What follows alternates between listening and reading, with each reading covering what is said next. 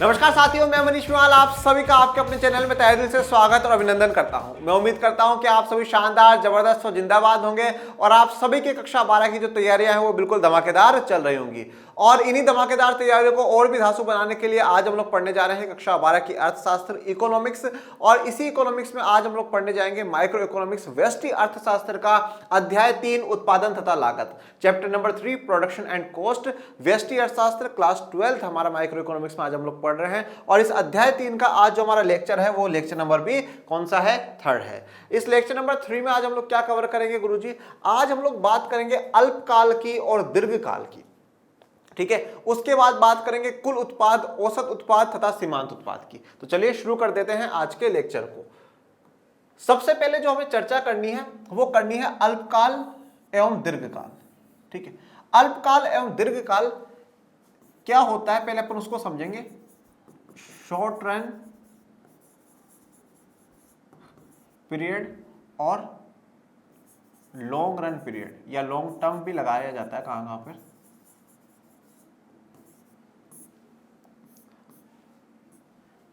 अभी तक आप लोगों ने उत्पादन क्या होता है, लागत क्या होती है, आगत निर्गत क्या है, आगम क्या है, फर्म का लाभ क्या है, ठीक है, ये सब कुछ जान लिया। फिर उत्पादन फलन प्रोडक्शन फंक्शन जान लिया, उसकी मान्यताएं जान ली, ये सब कुछ आपने जान लिया। आज जो हम लोग बात करने जा रहे हैं अल्पकाल और दीर्घकाल की करने जा रहे हैं। हमेशा शब्दों को तोड़ करके समझिए, आपको आसानी से समझ में आ जाएगा। काल का मतलब क्या होता है? समय होता है, वक्त होता है, ठीक है ना। और अल्प का मतलब क्या होता है? कम। तो मतलब कम समय में जहां पर उत्पादन किया जाएगा उसको हम क्या कहेंगे? अल्पकाल कहेंगे। मतलब शॉर्ट टर्म या शॉर्ट रन के पीरियड के लिए उत्पादन वहां पर प्रोडक्शन हो रहा है। दीर्घकाल, काल मतलब समय और दीर्घ मतलब हम बहुत सी बार कहते हैं ना, आपकी उम्र दीर्घायु हो, मतलब आप लंबे समय तक जियो, 100 साल, 150 साल, 250 साल, ठीक है ना। पर इतना भी नहीं जीना जिस समय के सभी चले जाए, फिर अपन अकेले जी करके क्या करेंगे। तो इसलिए, और कभी कभार काफी लोग ऐसा कहते होंगे यार इसकी अल्प आयु थी, बेचारा जल्दी चला गया, मतलब उसकी कम उम्र थी। तो इस प्रकार से अल्प मतलब कम, कम समय में, और दीर्घकाल मतलब लंबे समय में, ज्यादा समय में। तो अल्पकाल और दीर्घकाल, जो अब उत्पादन होगा, जो प्रोडक्शन होगा, वो हम काल के हिसाब से देकर के करते हैं कि वो अल्पकाल में हो रहा है या दीर्घकाल में हो रहा है, शॉर्ट रन में हो रहा है या लॉन्ग रन में हो रहा है। अब देखिए, आपने लास्ट लेक्चर में एक चीज पढ़ी थी जिसका हमने बोला था उत्पादन के कारक। उत्पादन के कारक, उत्पादन के कारक का मतलब फैक्टर्स ऑफ जो प्रोडक्शन है वो आपने पढ़े थे। ये फैक्टर्स ऑफ प्रोडक्शन क्या क्या होते हैं? भूमि होती है, श्रम होती है, पूंजी होती है, व्यवस्थापक होती है और मानव पूंजी या मालिक जो होता है वो होती है। ये सब मिलाकर के क्या होते हैं? उत्पादन के कारक होते हैं, फैक्टर्स ऑफ प्रोडक्शन होते हैं। मतलब जो आप उत्पादन कर रहे हो, जो किसी कच्ची वस्तु को अंतिम वस्तु में परिवर्तित कर रहे हो, ये जो पूरी प्रक्रिया है, इस प्रक्रिया को प्रभावित करने वाली जो शक्तियां हैं, प्रभावित करने वाले जो तत्व हैं, उनको क्या कहा जाता है? कारक कहा जाता है, ठीक है। तो उत्पादन होने में जो मेन भूमिका निभाते हैं, भूमि, श्रम, पूंजी, व्यवस्थापक और जो मालिक है, वो बड़ी मेन भूमिका निभाते हैं। इसलिए हमने उनको क्या कहा? फैक्टर्स ऑफ प्रोडक्शन या उत्पादन के कारक कहा। अभी जो उत्पादन के कारक हैं, ये दो प्रकार के आपके लिए हो सकते हैं। एक स्थिर हो सकते हैं और एक परिवर्तनीय हो सकते हैं। एक स्थिर हो सकते हैं और एक आपके लिए परिवर्तनीय हो सकते हैं।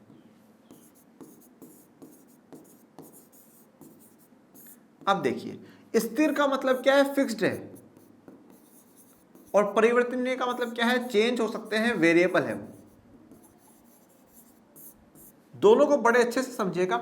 स्थिर कारक का मतलब ऐसे कारक हैं जिनको आप बदल नहीं सकते, जिनको आप चेंज नहीं कर सकते, वो है मतलब है। जैसे आप देखते हैं कि गवर्नमेंट जॉब होती है और एक प्राइवेट जॉब होती है। गवर्नमेंट जॉब में जो लग गया वो स्थिर है उसको हटा नहीं सकते। वो 60 साल की जिस दिन उम्र होगी उसी दिन रिटायर होगा, उसी दिन फ्री होगा। पर प्राइवेट जॉब में ऐसा थोड़ी होता है। प्राइवेट जॉब में तो आपने काम अच्छा नहीं करा तो आपको कभी भी चेंज कर देंगे, कभी भी वेरीज हो सकता है। तो ये उदाहरण या सेट नहीं होता, बस मैंने आपको समझाया। स्थिर का मतलब है फिक्स्ड है, जिसको आप बदल नहीं सकते, जिसमें आप परिवर्तन नहीं कर सकते। और इसका मतलब है परिवर्तन हो सकता है, वेरिएबल है, वेरी हो सकता है, चेंज हो सकता है। अब ये जो कौन सा कारक स्थिर होगा, अब आप बोलोगे सर कारक तो 5 ही है, भूमि है, श्रम है, पूंजी है, व्यवस्थापक है और मालिक है। बिल्कुल ये 5 ही है। अब इन 5 में से गुरुजी कौन सा तो स्थिर है और कौन सा परिवर्तनीय है, ये बता दीजिए। तो ये स्थिर कौन सा है और परिवर्तनीय कौन सा है, ये किस पर निर्भर करता है? ये काल पर निर्भर करता है। किस पर निर्भर करता है? काल पर निर्भर करता है कि कौन सा कारक स्थिर होगा और कौन सा कारक परिवर्तनीय होगा, ये काल बताएंगे। अल्पकाल अपने हिसाब से तय करता है और दीर्घकाल जो है वो अपने हिसाब से तय करता है कि ये वाला स्थिर होगा, ये वाला स्थिर नहीं होगा। चलो अब दोनों में एक एक के बारे में दोनों का जान लेते हैं। सबसे पहले जो बात कर लेते हैं अल्पकाल की बात कर लेते हैं। अल्पकाल का मतलब यह है कि जो उत्पादन हो रहा है वो कम समय में हो रहा है। जो उत्पादन हो रहा है वो क्या हो रहा है? कम समय में उत्पादन हो रहा है। कम समय में उत्पादन होने का मतलब यह है कि भैया बहुत कम टाइम में आपको बहुत ज्यादा से ज्यादा उत्पादन कर करके देना है। अब जब बहुत ज्यादा से ज्यादा आप उत्पादन कर करके दोगे तो क्या होता है, वहां पर जैसे पूंजी होती है, जैसे मान लो मशीनें हो गई या और कुछ हो गया, आप उनका परिवर्तन नहीं कर सकते। तो वहां पर क्या है, कुछ कारक ऐसे होंगे जो स्थिर ही रहेंगे, फिक्स्ड ही रहेंगे। ठीक है, जैसे फॉर एग्जांपल मैंने लास्ट लेक्चर में भी आपको एक एग्जांपल दिया था। जैसे मान लीजिए एक सिलाई करने वाले अंकल है और उनके पास एक बड़ा ऑर्डर आता है कि साहब आपको 7 दिन के अंदर 500 ड्रेसेस तैयार कर करके देनी है। अब वो 7 दिन के लिए 2 मजदूर तो बढ़ा सकता है, 3 मजदूर बढ़ा सकता है, परंतु वो 7 दिन के लिए 3-4 एक्स्ट्रा मशीनें नहीं खरीदेगा। मशीनें क्या है? पूंजी है। अब वो पूंजी पे इतना पैसा खर्च करेगा ये नहीं, क्योंकि 7 दिन के लिए, 7 दिन के बाद तो वो बेकार ही है ना भाई। 7 दिन के लिए तो वो बेकार ही है, परंतु हाँ मजदूरों को बुला सकता है और मजदूरों को बोलेगा भाई 7 दिन, या जो काम कर रहे हैं उनको बोलेगा एक्स्ट्रा काम करो, 7 दिन के मैं आपको एक्स्ट्रा पेमेंट कर दूंगा। या 7 दिन के लिए किसी को बुला लेगा, मजदूरों को तो हटा भी सकता है, देखो 7 दिन का काम है, करो तो करना, नहीं तो हट जाना। परंतु कोई स्कूल उसको ये ऑर्डर दे कि भैया आने वाले 5 साल तक आपसे हर साल 1000 बच्चों की ड्रेस हम लोग बनवाएंगे, बोलो हाँ या ना, तो फिर वो सोच सकता है कि हाँ यार लंबे समय का अपन को क्या मिल रहा है, प्रोजेक्ट मिल रहा है, इसमें अपन 2 मशीन ले लेते हैं और यहाँ पर 1 करोड़ दुकान खोल देते हैं, 1 करोड़ जमीन ले लेते हैं। मतलब अल्पकाल में क्या होगा, अल्पकाल में जो कुछ कारक हैं, कुछ कारक स्थिर होंगे, कुछ कारक तो स्थिर होंगे। अब स्थिर कौन से हो सकते हैं? भूमि होगी और पूंजी होगी। भूमि और पूंजी दोनों स्थिर रहेंगे, उसमें कोई बड़ा बदलाव नहीं आएगा। और कुछ कारक परिवर्तनीय हो सकते हैं,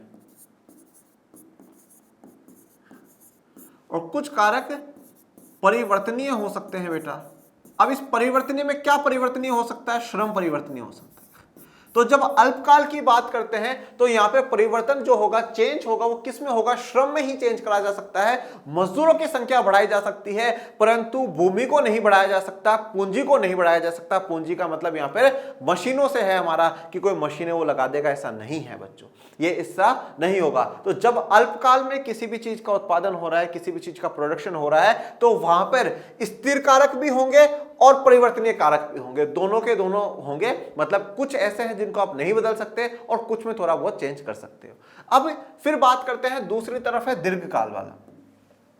दीर्घकाल का मतलब है जहां पे ज्यादा समय लिया जा रहा है, जहां पे टाइम जो है वो ज्यादा है।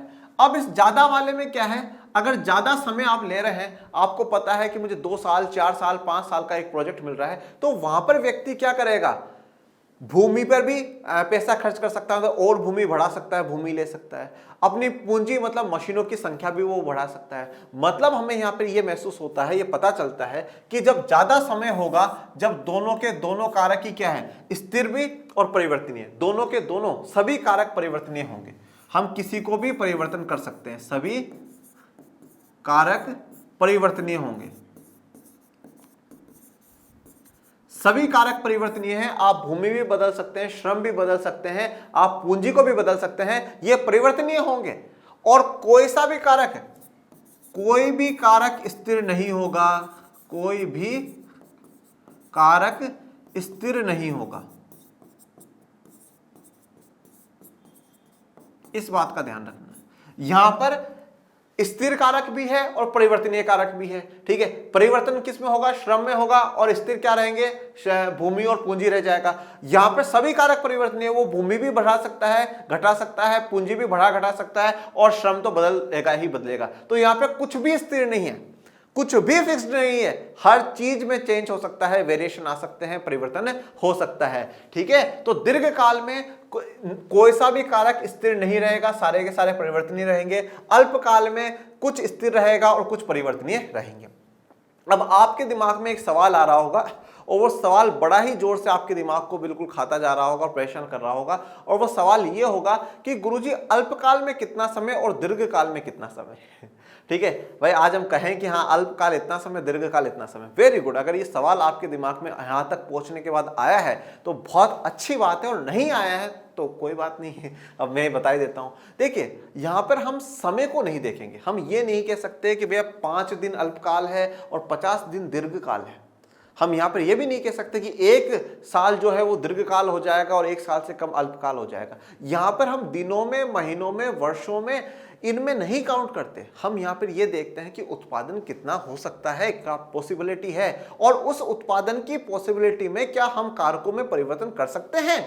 अगर सभी कारक परिवर्तन हो जाएंगे मतलब फिर वो दीर्घकाल का प्रोजेक्ट है, और अगर आप वहां पर एक ही कारक में परिवर्तन कर रहे हैं मतलब वो अल्पकाल का है। या आप इसमें कितना परिवर्तन कर रहे हैं, इस आधार पर हम अल्पकाल या दीर्घकाल कहते हैं। हम यहाँ पे समय नहीं देख रहे कि 5 महीने, 6 महीने, 1 साल, 2 साल, 4 साल, 5 साल, 10 साल, 20 साल, 50 साल, 100 साल। हम समय की बात यहाँ पे लगाया गया काल समय के लिए, हम ईयर्स में, मंथ में, इनमें काउंट नहीं कर रहे। हम तो ये देख करके पता लगाएंगे कि वो अल्पकाल है, दीर्घकाल है। अब जैसे मान लीजिए कहीं पर बोला गया कि भैया पहले 10 मशीनें और 100 मजदूर लेबर काम करती थी, ठीक है। फिर जैसे मान लीजिए फिर अगला दिया गया कि 10 मशीनें और 120 लेबर काम करती है। अब आपको ये वाला सेट देकर के पूछ लिया गया कि भैया ये बताओ ये अल्पकाल का है या दीर्घकाल का है। अब आप इसमें कंफ्यूज मत होना कि सर जी समय तो दिया ही नहीं गया, 1 साल, 2 साल, 5 साल, नहीं। अब यहाँ पर आप देखो मशीन मशीन मशीन मतलब पूंजी है, ये सेम है, कोई से में भी एक में चेंज आ रहा है, ये सेम है, इसमें चेंज आ रहा है, अल्पकाल है, अल्पकाल है। और यहां पे जैसे मान लीजिए 10 मशीन, 100 लेबर, और मान लीजिए 12 मशीन और 200 लेबर। अब आपने देखा इसमें भी चेंज है, इसमें भी चेंज है, जो कारक का वो प्रयोग कर रहा है उन सभी कारकों में परिवर्तन है, इसका मतलब भैया दीर्घकाल है, दीर्घकाल है। आसान सा कॉन्सेप्ट है। समय को तो बिल्कुल ही वो भेजामारी करनी नहीं, अपन को समय को तो ध्यान में देना ही नहीं है। अपन को तो ये देखना कितना एक परिवर्तन हो रहा है अल्पकाल है, सारे परिवर्तन हो रहे हैं दीर्घकाल है, सीधा सा कॉन्सेप्ट है। तो यहाँ पर अल्पकाल और दीर्घकाल, शॉर्ट रन पीरियड या लॉन्ग रन पीरियड में हमें यह पढ़ना है कि कौन से कारक स्थिर होते हैं और कौन से परिवर्तनीय कारक होते हैं। उत्पादन के जो भी कारक है उनमें से कुछ स्थिर भी हो सकते हैं, कुछ परिवर्तनीय भी हो सकते हैं। कौन सी कंडीशन में? अल्पकाल वाली में। और दीर्घकाल वाली में सारे के सारे परिवर्तनीय होंगे, मतलब सब में क्या आ जाएगा? चेंज आ जाएगा, सबके सब वेरिएशन हो जाएगा। कोई भी कारक स्थिर नहीं होता है, कोई भी कारक फिक्स्ड नहीं होता है। यहां तक की बात आपको क्लियर? अब आइए आगे। इससे पूर्व कि हम कोई अन्य विश्लेषण आरंभ करें, 2 संकल्पनाएं अल्पकाल तथा दीर्घकाल का यहां चर्चा करना महत्वपूर्ण है। देखो अब आपने अभी तक क्या पढ़ा है? अभी तक आपने बेसिक बातें तो पढ़ी। आपने उत्पादन क्या होता है वो पढ़ा है, ठीक है। आपने प्रोडक्शन क्या होता है पढ़ा है ना आपने। उस उत्पादन के बाद मैंने आपको यह बताया कि इस उत्पादन के लिए आपको कुछ लगाना पड़ता है, इनपुट देना पड़ता है, और वो इनपुट क्या कहलाता है? वो आगत कहलाता है, ठीक है। उस आगत से जो आता है उसको हम क्या कहते हैं? निर्गत कहते हैं, उसको निर्गत कहते हैं। ये जो निर्गत आया है, आउटपुट आया है, आप उसको मार्केट में बेचते हैं, और मार्केट में बेचने के बाद क्या आता है? आपके मालिक के पास आगम आता है, मतलब रेवेन्यू आता है। पर जितना भी पैसा आया सारा का सारा वो उसका तो नहीं है, मजदूरों को भी बांटेगा, बिजली का बिल भी भरेगा, कच्चे माल जो लिया था उसको भी पैसा देगा। अब आगम में से हम लागत को माइनस कर देंगे, तो लागत हमने पढ़ी कि मेरा कितना खर्चा लगा है, और उसके बाद फर्म का लाभ हम लोगों ने पढ़ा, फर्म का लाभ पढ़ा। मैंने आपको सारे के सारे जो कारक है वो सारे के सारे कारक पढ़ाए, और उसके बाद हमने उत्पादन फलन की बात करी बेटा, उत्पादन फलन। तो अभी तक तो आपने जो कुछ पढ़ा है वो बेसिक पढ़ा है, बेसिक पढ़ा है। आप बहुत सी बार सोचते हो कि मनीष सर आप पहले का क्यों बताते हो? इसलिए बताता हूं क्योंकि अतीत से सब कुछ जुड़ा हुआ रहता है, सब कुछ जुड़ा हुआ है। अगर आप ये सब कुछ क्लियर करते हुए चल रहे हो तो आपके समस्या आएगी नहीं। तो हम कहीं पर भी आगे बढ़े और विश्लेषणों की बात करें, जैसे हमने इनकी बात करी, हम और विश्लेषणों की बात करें, हम और चर्चा करें, हम और गहराइयों में जाए, उससे पहले हमें अल्पकाल और दीर्घकाल को समझना बड़ा आवश्यक है। हम अल्पकाल को दीर्घकाल पे चर्चा कर लेंगे, हम इनको समझ जाएंगे तो काफी हद तक जो हमारा कॉन्सेप्ट है या हमारा ये जो चैप्टर है वो काफी हद तक हमें काफी कुछ क्लियर कर जाएगा। अल्पकाल में कम से कम एक कारक श्रम अथवा पूंजी में परिवर्तन नहीं किया जा सकता, अतः वह स्थिर रहता है। देखिए बड़े ध्यान से और हर एक चीज को बड़ी बारीकी से समझिएगा। क्या कह रहा है? अल्पकाल में, अल्पकाल में यहां पे समय बताया क्या? बड़े अच्छे से देख लो भाई, अगर मेरे से गलती हो गई तो आप आंखें यूं बिल्कुल फाड़ फाड़ करके देख लो, कि आंखें जो खोल करके देख लो कि हाँ भाई मनीष सर ने समय नहीं बताया, हो सकता है कि मनीष सर भूल गए होंगे, आप खुद देख लो, ठीक है। भगवान बुद्ध कहते थे किसी पर विश्वास मत करो, इसलिए मत मानो कि आपके गुरु कह रहे, इसलिए मत मानो कि वो बड़ा व्यक्ति वो हजारों सालों से परंपरा चली आ रही है, इसलिए मत मानो, इसलिए मानो कि आपने देखा और आप विश्वास करो, ठीक है। तो पहले विश्वास कर लो। अल्पकाल में कहीं पर भी समय बताया, 1 साल, 5 साल, 2 साल, 6 महीने, 5 महीने, नहीं बताया। क्या बोला? अल्पकाल में कम से कम एक कारक, ठीक है। अब देखो मुझे एक बात बताना, अपने 5 कारक पढ़े, भूमि पढ़ा, श्रम पढ़ा, पूंजी पढ़ा, व्यवस्थापक पढ़ा और मालिक पढ़ा। तो मालिक तो वैसे चेंज नहीं हो सकता, और जनरली क्या होता है बेटा, जो मालिक होता है वही सारी चीजें मैनेज करता है, तो मैनेजर भी वही होता है, तो मालिक और व्यवस्थापक तो चेंज होने का सवाल ही नहीं है। बचे ये 3, भूमि, श्रम और पूंजी। भूमि आसानी से बदली नहीं जा सकती बेटा, ऐसा नहीं है कि आज यहाँ ऑफिस है और कल ये लो भैया वहां ऑफिस शिफ्ट हो गया, ऐसा नहीं होता बेटा, बहुत इजीली ऐसे भूमि चेंज नहीं होती। तो जो चेंज में आते हैं ना वो 2 ही आते हैं, तो श्रम आती है, पूंजी आती है। सबसे ज्यादा परिवर्तनीय अगर कुछ है तो वो श्रम है। लेबर में फट नहीं चेंज हो सकता, आज मेरे पास 10 लेबर है, काम आया, मैं 5 लेबर और अपॉइंट कर लूंगा, आसान काम है। काम खत्म हुआ, 5 लेबर को मैं बाहर कर दूंगा, आसान काम है। पर पूंजी का मतलब यहां पर क्या है, मशीनों से है, कितनी मशीनें मैं और ला सकता हूं, तो वो भी थोड़ा सा श्रम की तुलना में कठिन है। तो यहां पर क्या है, अल्पकाल में कम से कम एक कारक, और ये 2 कारकों में से कोई परिवर्तन होगा, या तो श्रम में परिवर्तन होगा या पूंजी में परिवर्तन होगा। तो श्रम अथवा पूंजी में परिवर्तन नहीं किया जा सकता, अथवा वह स्थिर होगा। मतलब अल्पकाल में क्या होगा, 2 कारक हैं, श्रम और पूंजी, इन दोनों में से एक में परिवर्तन होगा और एक में नहीं होगा। जिसमें परिवर्तन नहीं हो रहा है वो क्या कहलाएगा, स्थिर कहलाएगा। और जब भी हम अल्पकाल की बात करते हैं, ये अपना अल्पकाल, इसमें मैंने लिख दिया स्थिर, फिक्स्ड और परिवर्तन। स्थिर और फिक्स्ड और परिवर्तन वाला लिख दिया। अब देखो अल्पकाल में मुझे एक बात बताओ, कम समय में, ठीक है, जैसे आपने वो टेलर वाला उदाहरण लिया, कम समय में आप एक बात बताओ, मशीनें बढ़ाओगे या आप लेबर बढ़ाओगे? सीधी सी बात है, लेबर बढ़ाएंगे। तो किस में चेंज नहीं आएगा, पूंजी में चेंज नहीं आएगा, पूंजी में चेंज नहीं आएगा बेटा, पूंजी बाकी वही रहेगी, ठीक है। तो पूंजी में परिवर्तन नहीं किया जाएगा, तो पूंजी में परिवर्तन नहीं करेंगे, इसका मतलब क्या हो जाएगा, वो स्थिर हो जाएगा। और यहां पर मान लो श्रम में परिवर्तन कर दिया जाएगा, श्रम में परिवर्तन कर दिया जाएगा, ठीक है। परंतु हर बार 100% श्योरिटी के साथ भी आप ये नहीं कह सकते कि नहीं साहब श्रम में परिवर्तन होगा, पूंजी में नहीं हो सकता। एक में होगा और बाकी सारे जो है वो अन्य स्थिर रहेंगे, फिक्स्ड रहेंगे, इसलिए वो अल्पकाल हो जाएगा। अब जैसे मान लो पूंजी में कब चेंज आ सकता है, जैसे मान लो उस मालिक को लगा यार मैं 7 दिन के लिए 5 मजदूर एक्स्ट्रा ला रहा हूं, एक दिन की जो देनी पड़ती है 500 रुपए देनी पड़ती है, 2500 रुपए में दे रहा हूं, 2500 को 7 से गुना करूंगा, मतलब मेरा हो जाएगा, कितना हो जाएगा, 25, 12.5, मतलब 15,000 के आसपास मान लो, अपने एग्जैक्ट कैलकुलेशन नहीं, 15,000 लग जाएंगे। अब उसको लग रहा है यार 15,000 रुपये लग जाएंगे, तो फिर मैं 10,000 की एक मशीन आती है, मशीन ही लेकर के आ जाऊँ ना यार, हाँ 10,000 की मैं मशीन लेकर के आ जाता हूँ, कम से कम मशीन जिंदगी भर तो काम आएगी, और ये जो इतने मजदूर लगे हुए इनमें से एक को एक्स्ट्रा में काम लगा देंगे। तो वो हो सकता है कि वो पूंजी बढ़ा दे, श्रम को ना बढ़ाए, उसको लग रहा है श्रम बढ़ाने पे अपना ज्यादा नुकसान है और पूंजी बढ़ाने पे इतना नुकसान नहीं है, तो इसलिए पूंजी बढ़ा दो, श्रम को मत बढ़ाओ। श्रम की संख्या अगर 10 है तो 10 ही रहने दो, मशीन 5 थी, एक और मशीन लगा देते हैं, 6 मशीन कर देते हैं, और ये जो 10 लोग काम कर रहे हैं इनको थोड़ा बोलेंगे एक्स्ट्रा काम कर करके जाना है, ऑर्डर पूरा हो जाएगा, ठीक है, ऑर्डर क्या हो जाएगा, पूरा हो जाएगा। तो यहां पर वो डिपेंड करता है कि जो भी मालिक है वो अपने फायदे के अनुसार किस में परिवर्तन करता है, पूंजी में परिवर्तन करता है या श्रम में परिवर्तन करता है, पर एक में परिवर्तन करेगा और एक को स्थिर रखेगा, तब वो अल्पकाल की स्थिति है। निर्गत स्तर में परिवर्तन लाने के लिए फर्म केवल दूसरे कारक में ही परिवर्तन कर सकती है। अब देखिए निर्गत स्तर में परिवर्तन लाने के लिए जो आउटपुट वाला लेवल है उसमें परिवर्तन लाने के लिए जनरली फर्म क्या करता है, जो दूसरा कारक है, मतलब जो दूसरे कारक में ही परिवर्तन कर सकते हैं, तो कोई भी एक कारक जो होगा उसमें परिवर्तन कर देगी।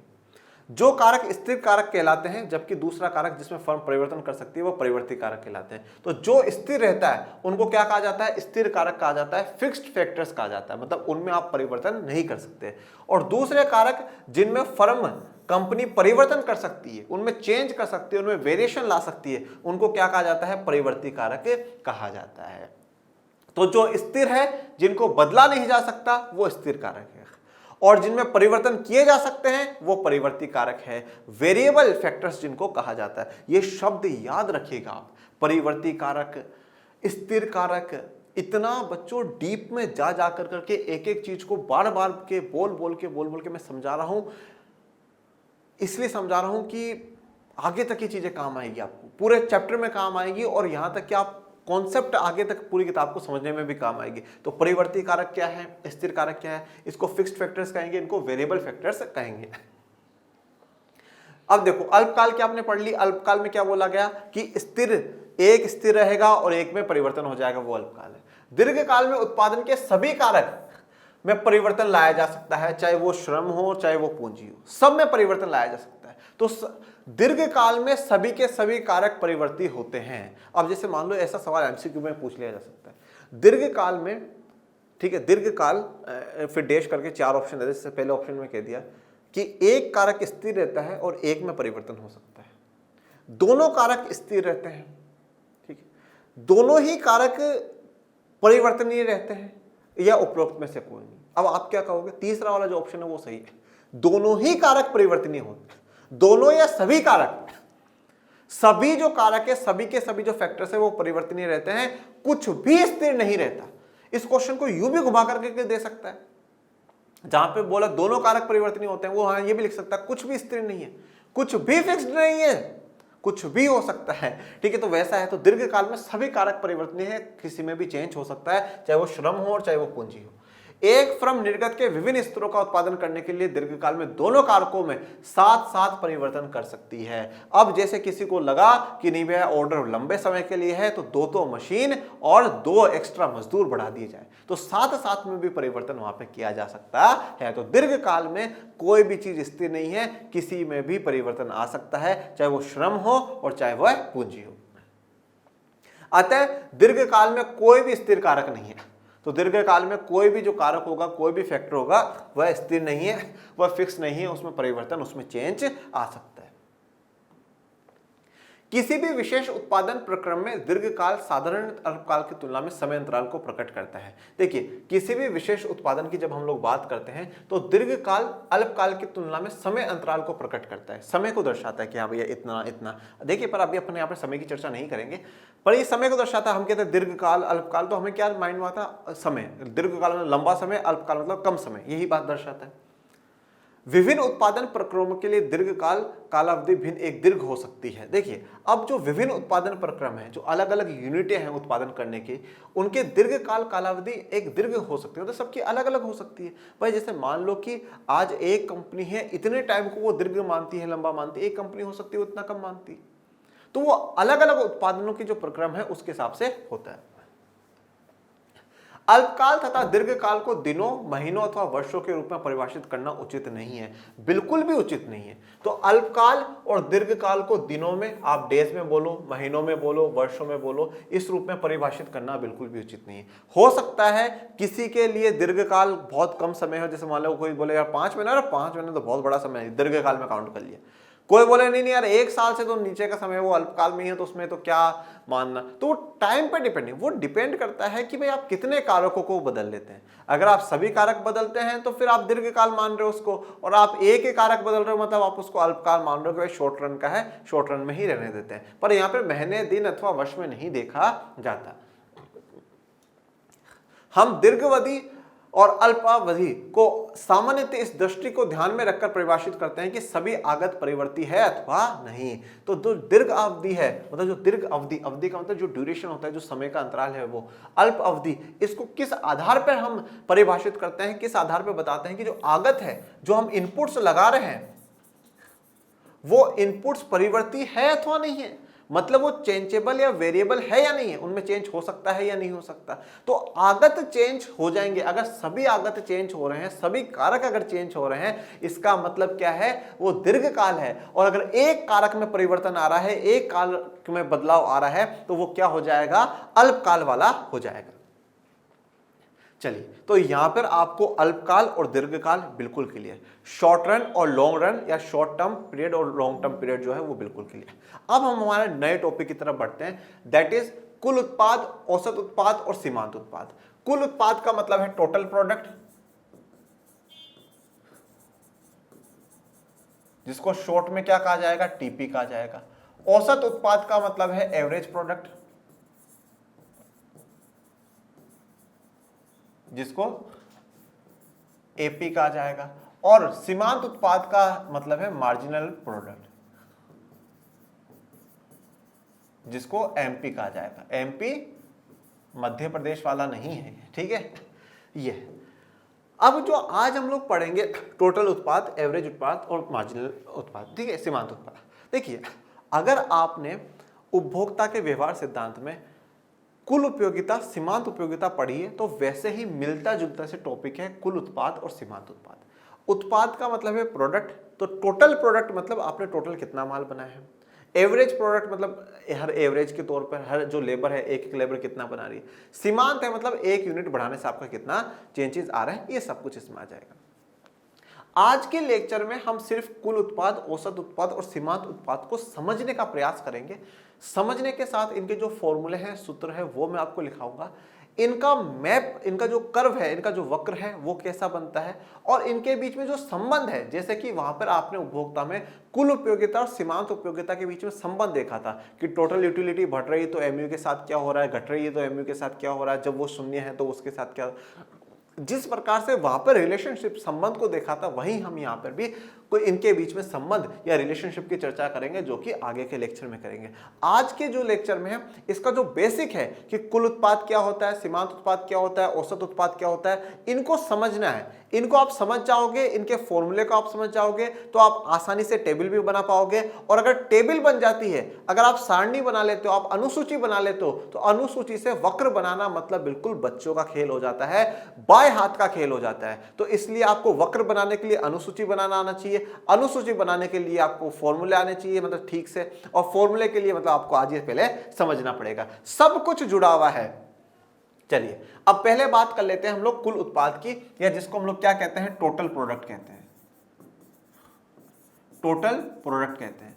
एक बात ध्यान रखिएगा बच्चों कि आप हिंदी मीडियम से है, बहुत अच्छी बात है, परंतु इकोनॉमिक्स में कुछ टर्म्स की आपको इंग्लिश याद रखनी होगी। जैसे मैंने जब वहां पर भी पढ़ाया था, तो TU total utility, marginal utility, तो TU और MU ये मैंने कहा था आपको याद रखना है। ऐसे यहाँ पर भी TP, MP, AP ये याद रखना है। ये आपके लिए आसानी होगी जब आप वक्र बनाओगे, आप कहीं पे लिख रहे हो तो आपको बार बार में कुल उत्पाद नहीं, आप TP लिख करके दर्शा सकते हो। इसलिए पहली बार जब आप कुल उत्पाद लिखो तो ब्रैकेट में टोटल प्रोडक्ट लिख करके TP लिख देना, जिससे टीचर को पता हो कि हाँ भैया टोटल प्रोडक्ट ही बोलना चाहता है बच्चा, TP का अर्थ। तो आगे जब आप TP लिखोगे तो आपको बार बार में टोटल प्रोडक्ट या कुल उत्पाद नहीं लिखना पड़ेगा।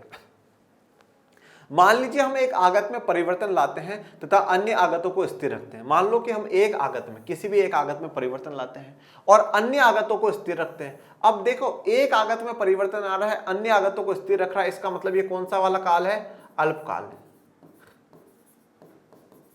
जब वो एक आगत में परिवर्तन कर रहा है, वो बाकी को स्थिर रखता है, तो ये कैसा काल है, अल्पकाल है। तब उस आगत के विभिन्न स्तरों से हम निर्गत के विभिन्न स्तर प्राप्त करते हैं। अब आगत के जो विभिन्न स्तर है, मतलब जब हम पहले जो आगत लगा रहे थे उससे और फिर हमने आगत में एक में परिवर्तन करा, तो उन दोनों से हमें क्या मिलेगा, अलग अलग जो निर्गत है वो मिलेगा।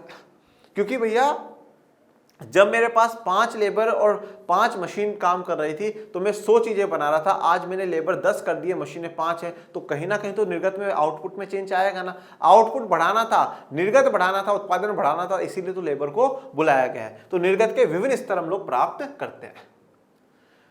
परिवर्ती आगत तथा परिवर्ती निर्गत के मध्य संबंध को अन्य सभी आगतों को स्थिर से रखते हुए अक्सर परिवर्ती आगत के कुल उत्पाद TP के रूप में जाना जाता है। अब देखिए, परिवर्ती आगत जिनमें परिवर्तन हो सकता है, परिवर्ती निर्गत मतलब जब आप आगतों में परिवर्तन करोगे तो आउटपुट में, निर्गत में भी परिवर्तन आएगा। इनके मध्य के संबंध, ये जो आपने परिवर्तन करा उससे आगत में और उससे निर्गत में परिवर्तन आया, इन सभी के मध्य के संबंध को हम अक्सर क्या कहें, और जो टोटल फिर प्रोडक्शन हो जाता है उसको कुल उत्पाद के रूप में जाना जाता है कि भैया परिवर्तन करने से हमारा इतना उत्पाद हुआ तो वो टोटल प्रोडक्शन हमारा आ जाएगा। अब इसका आप फॉर्मूला लिख लीजिए। फॉर्मूले में आप लिखेंगे TP इज इक्वल टू मतलब टोटल प्रोडक्ट। टोटल प्रोडक्ट के देखो, अब याद करो TU टोटल यूटिलिटी का क्या फॉर्मूला लिखाया था मैंने, जल्दी से याद करो। और अगर आपको याद है तो आप कमेंट बॉक्स में आज मेंशन करके बताओ कि सर आपने टोटल यूटिलिटी का ये वाला फॉर्मूला लिखाया था, ठीक है। अगर नहीं याद है तो अच्छे से चैप्टर को पढ़िए। TP का मतलब हो जाएगा समीशन ऑफ MP, मतलब मार्जिनल प्रोडक्ट, हर जो एक एक प्रोडक्ट बढ़ रहा है उसको मैं जोड़ता जाऊंगा तो मेरा कुल उत्पाद आ जाएगा। इसके अलावा दूसरा सूत्र भी लग सकता है अपने आप, जरूरी नहीं है एक व्यक्ति पर, कहीं पर भी इंसान को हमेशा एक जगह एक पर आश्रित नहीं होना चाहिए, ठीक है। तो इसलिए हम फॉर्मूला भी एक नहीं दो रखेंगे। दूसरा फॉर्मूला हमारा ये कहता है TP is equals to AP average product into L, L मतलब लेबर, जितने लोगों ने काम करा है वो, तो एपी को जब एल से गुणा कर देंगे तो हमारा टोटल प्रोडक्ट आ जाएगा। ये हमारे दो टोटल प्रोडक्ट के फॉर्मूले हैं। इन फॉर्मूले से आपको आगे जाकर के कुछ छोटे मोटे संख्यात्मक प्रश्न करने में भी मदद मिलेगी, जो कि एक एक दो दो मार्क्स के एग्जाम में पूछ लिए जाते हैं, ठीक है। तो चलिए ये हमारा, इस पे स्टार बना लीजिएगा इन फॉर्मूलों पर। एक बार जब हमने कुल उत्पाद को परिभाषित कर दिया तो औसत उत्पाद तथा सीमांत उत्पाद की संकल्पना को भी परिभाषित करना उपयोगी होगा। जब हमने कुल उत्पाद को समझ लिया है, टोटल प्रोडक्ट को समझ लिया है, तो अब जरूरी है कि हम सीमांत उत्पाद और जो औसत उत्पाद है उसको भी समझ लें।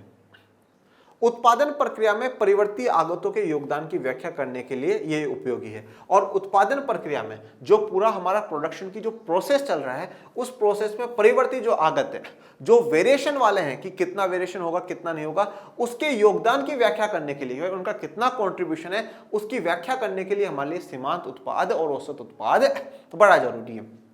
कुल उत्पाद तो क्या बता रहा है कि भैया टोटल आपने जितना भी कर लिया वो सब कुछ है, पर इसमें कितना कितना परिवर्तन आया है, एक लेबर लगाने से आपका कितना बढ़ा है कितना नहीं बढ़ा है, कितना एडिशन हुआ है कितना नहीं हुआ, ये सब हमें सीमांत और औसत उत्पाद से पता चलेगा। तो इसलिए उत्पादन प्रक्रिया में परिवर्ती आगत, मतलब जैसे मान लो, मैं आपको एक उदाहरण देख करके बताता हूं। जैसे मान लो कि मान लीजिए एक मेरा कोचिंग सेंटर है, उस कोचिंग सेंटर में 100 बच्चे पढ़ रहे हैं और आज 5 टीचर वहां पे काम कर रहे हैं। मतलब ये टोटल प्रोडक्ट है और 5 टीचर का मतलब है हर टीचर के पास 20 बच्चे के लगभग। मैंने सोचा यार बच्चों की डिमांड बढ़ रही है और एक टीचर पर को और बढ़ा देना चाहिए। टीचर 6 कर दिया, मतलब एक संख्या बढ़ा दी गई। एक संख्या बढ़ाने पर मुझे पता चला कि भैया 110 स्टूडेंट हो गए, 10 स्टूडेंट बढ़ गए। 10 स्टूडेंट बढ़ने का मतलब यह है कि एक टीचर आने के बाद मुझे जो बढ़ोतरी हुई है वो 10 की हुई है। मतलब ज्यादा कोई बहुत बड़ा बेनिफिट नहीं हुआ। मतलब जब पहले ही हर टीचर के पास 20 थे, अब तो एक के पास 10 ही है। और कल को मुझे ऐसा पता चले कि नहीं भैया इसके आने के बाद 140 हो गए हैं बच्चे, मतलब क्या हुआ, एक टीचर बढ़ने से और भी स्ट्रेंथ है वो बढ़ चुकी है। तो इसी प्रकार से क्या है, अब जो आपने परिवर्तन करा उस परिवर्तन से आपके कुल उत्पाद पे, टोटल प्रोडक्ट पे क्या चेंज आता है, वो तो आपको, इसलिए आपको ये औसत उत्पाद ये पढ़ने पड़ेंगे ना। तो उसी प्रकार से टोटल प्रोडक्ट में चेंज आने के लिए आपको ये एमपी और एपी पढ़ना पड़ेगा। औसत उत्पाद, या इसको अब हम क्या कहेंगे, एवरेज प्रोडक्ट। एवरेज प्रोडक्ट या शॉर्ट में हम इसको कहते हैं एपी। एपी आंध्र प्रदेश नहीं है। औसत उत्पाद निर्गत की प्रति इकाई परिवर्ती आगत के रूप में परिभाषित करा जाता है। अब जो निर्गत की प्रति इकाई है उसमें आपने परिवर्ती आगत कितनी लगाई है उससे है। जैसे कि मैंने अब आपको बताया कि अब वहां पे 40 बच्चे बढ़े, एक टीचर बढ़ा है, तो वो 40 बच्चों पर एक टीचर है। अब इसका फॉर्मूला भी आप लिख लीजिए, यहां पर आप लिखिएगा एपी, ठीक है। अब देखो आप याद करो, आपने टीपी का क्या फॉर्मूला बनाया था, टीपी का फॉर्मूला बनाया था ना, AP into L is equals to TP, ये फॉर्मूला बनाया था, हाँ या ना, बनाया था। अब इसी फॉर्मूले से अपन एपी का फॉर्मूला निकाल लेते हैं। यहां पर एपी लिखा हुआ है, यहां पर टीपी लिखा हुआ है, ठीक है। ये गुणा में है तो आपको पता है नीचे भाग में चला जाएगा, भाग में चला गया, इसका मतलब ये क्या हो गया, आपका एक एपी का फॉर्मूला आ गया। ये क्या आ गया, आपका एपी का फॉर्मूला आ गया। और इसको मैं ऊपर वाले को रफ कर देता हूं, जो टीपी का मैंने लिखा था वो अपन हटा देते हैं, ठीक है। तो एपी का क्या फॉर्मूला, एपी बराबर टीपी अपॉन एल, ठीक है, कि टीपी कितना है और एल जो लेबर है, काम करने वाली संख्या है, वो कितनी है। तो इससे आपको एवरेज पता चल जाएगा। एवरेज, औसत का मतलब क्या होता है, लगभग। जैसे मैं कहूं कि भैया 10 बच्चे मेरी क्लास में पढ़ रहे हैं और उसके 20 में से किसी के 15, किसी के 5, किसी के 10, किसी के 20 में से 20 ऐसे नंबर आए। अब अपन एवरेज निकालना हो तो क्या करेंगे, सबके नंबरों को जोड़ देंगे और टोटल बच्चे कितने, 10 बच्चे, 10 से भाग दे देंगे, पता चला 12 आ रहा है, तो 12 एवरेज, मतलब लगभग 12, ठीक है, मतलब ऐसा मान लें, ओके। अब बात करते हैं सीमांत उत्पाद या मार्जिनल प्रोडक्ट की। मार्जिनल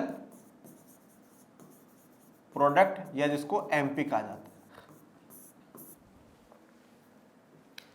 है। एक आगत का सीमांत उत्पाद प्रति इकाई आगत में परिवर्तन के कारण जो निर्गत में परिवर्तन होता है जब सभी अन्य आगत स्थिर रखे गए हो कहा जाता है। एक आगत का सीमांत उत्पाद प्रति इकाई आगत में परिवर्तन के कारण, मतलब आप जो अब हर इकाई परिवर्तन कर रहे हो उस एक इकाई के परिवर्तन करने से कितना बदलाव आया। जैसे मैं आपको बताता हूं, अब भी अपन ने, जैसे मैंने ये क्या कहा कि भैया 100 बच्चे हैं और 5 टीचर है, ठीक है, तो मतलब हर टीचर के पास 20 बच्चे हैं, ठीक है। अब मैं ये कहूं कि भैया आज 140 बच्चे हो गए हैं और टीचर 6 हैं, इसका मतलब अपन ये लगा लेते हैं 6 दूनी 12, 6 × 18 पॉइंट समथिंग कुछ, ठीक है ऐसा। तो ये तो अपना क्या आ गया, एवरेज आ गया कि मतलब लगभग हर टीचर के पास 23 बच्चे हैं। परंतु मैं जब ये कह रहा हूं कि भैया 140 बच्चे, ये जो 40 बच्चे बढ़े हैं ये छठे टीचर आने के कारण बढ़े हैं, तो ये इस एक टीचर के आने के कारण कितना बढ़ा है, 40 बच्चे बढ़े हैं, मतलब एक आगत में परिवर्तन करने से कितना बढ़ा है, ठीक है। एवरेज तो टोटल में बता रहा है कि हमें इतना एवरेज लगभग, पर यहां पर एक बढ़ाने से आपका उत्पादन कितना बढ़ता है वो यहां पे बताया गया है। तो इसका भी आप फॉर्मूला लिख लीजिए, इसका भी अपन आपको आसान सा सीधा सरल जो फॉर्मूला है वो फॉर्मूला मैं आपको लिखा देता हूं, और जिससे कि आपको टीपी, एपी और एमपी तीनों के फॉर्मूले मिल जाएंगे। अब देखो, तो एमपी का फॉर्मूला लिखो, एमपी का formula change in TP, TP में कितना परिवर्तन आया है, और चेंज इन एल, ये अपना इसका फॉर्मूला हो जाएगा। एक फॉर्मूला और है, MP is equals to TP N minus TP N minus 1। ये फॉर्मूले देखे देखे से लग रहे होंगे आपको, है ना, क्योंकि वहां पर अपन ने पढ़े हैं, यूटिलिटी वाले में पढ़े हैं, ठीक है। ये सीमांत उत्पाद है अपना। तो अपन ने अल्पकाल, दीर्घकाल पढ़ लिया, कुल उत्पाद, सीमांत उत्पाद और औसत उत्पाद पढ़ लिया, ठीक है। ये हमारा क्लियर हो गया। अब आपको नेक्स्ट लेक्चर में बताएंगे कि कर्व कैसे बनते हैं, इनके बीच में संबंध क्या होता है, रिलेशनशिप क्या होती है, वो आपको नेक्स्ट लेक्चर में क्लियर करेंगे। और आज के लिए इतना ही। आपको कोई डाउट, कोई समस्या हो तो कमेंट बॉक्स में मेंशन करिएगा। आज का मेरा लेक्चर आपको कैसा लगा ये भी जरूर बताइएगा। और मेरे प्यारे विद्यार्थियों, पढ़ते रहिए, आगे बढ़ते रहिए, और आपके अपने इस लर्न एंड शेयर आर्ट्स के चैनल को ज्यादा से ज्यादा आगे बढ़ाते रहिए। और डिस्क्रिप्शन में मैंने टेलीग्राम चैनल का लिंक डलवा रखा है, प्लीज मेरे प्यारे विद्यार्थियों उसको भी ज्वाइन कर लीजिए, जिससे आपको सभी जो नवीन जानकारियां है वो मिलती रहे, नई जानकारियां मिलती रहे। और मिलते हैं नेक्स्ट लेक्चर में, तब तक के लिए थैंक यू सो मच। जय हिंद, जय भारत।